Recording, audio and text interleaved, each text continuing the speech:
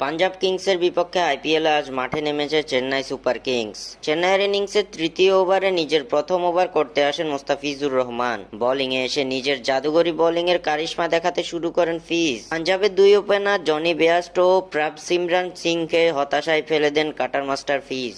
প্রথম ওভার করতে এসেই সুযোগ তৈরি করেন ফিজ।